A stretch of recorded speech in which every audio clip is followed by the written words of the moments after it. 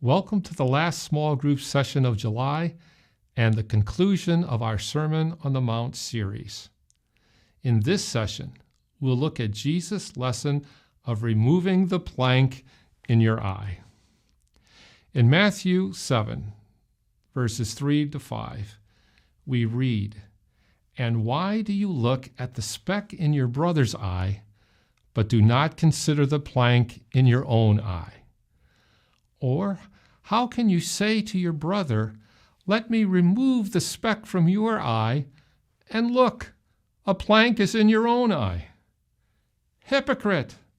First remove the plank from your own eye, and then you will see clearly to remove the speck from your brother's eye." The message of this passage is simple. We should not point out the faults of others while having yet to identify and work on getting rid of our own faults. But if this concept is so simple to understand, why is it so hard to actually do?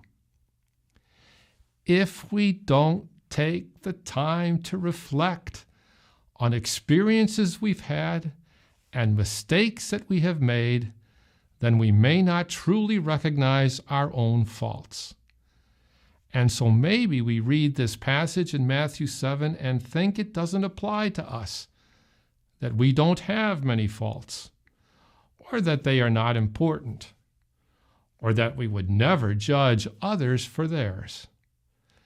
It is important that we analyze our own behavior and realize that God's word always applies to us, and that there is always something we can work on within ourselves.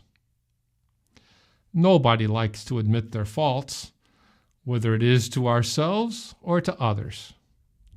When we admit our faults, we make ourselves vulnerable. We are honestly saying that we are not good enough. However, in this moment of truth, we are close to God because we are forced to see our dependence on Him. Only He has the grace to forgive us for our faults, and only He has the strength to help us overcome them.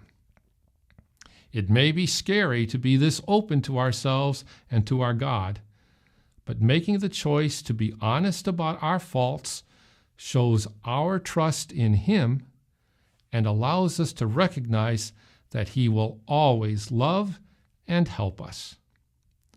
Identifying our own faults and our need for forgiveness is a crucial element in helping our brothers and sisters with their faults.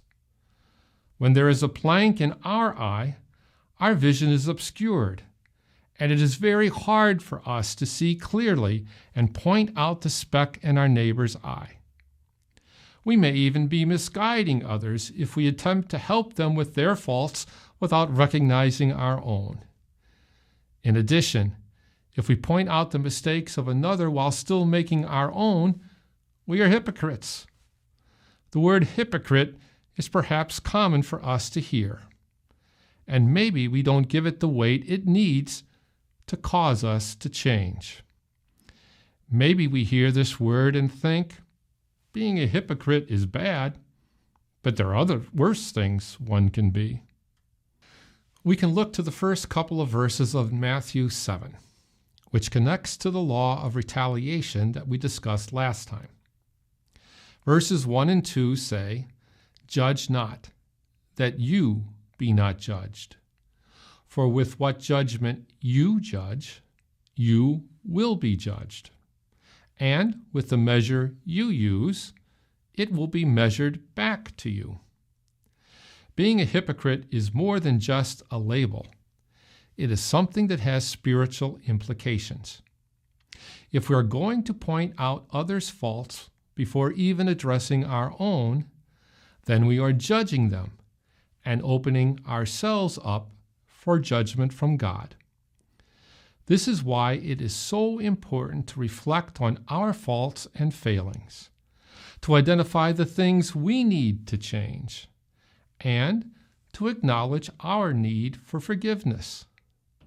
Then together we can support and encourage one another as we strive to overcome and follow Christ. Our love for God finds its expression in loving concern for our brothers and sisters. So while He does not want us to judge each other for our faults, He has created us to be in community with one another and depend on each other. Part of this dependence is holding each other accountable. How should we do this?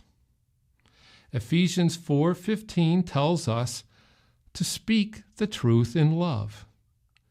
This is a big responsibility. Because of our human nature, if we see someone doing something wrong, we may feel justified in judging them and making them feel bad for their fault. However, that is not our role to play. We are called to love our neighbor. When we speak to each other in love, that is, when we approach someone who has a speck in their eye, while mindful of the plank in our eye that God has forgiven, we go in humbleness to help and restore, rather than to hurt and judge. This takes humility and courage, but it is what Jesus calls us to do. We will have to find patience when dealing with one another, and strive to understand when it seems difficult.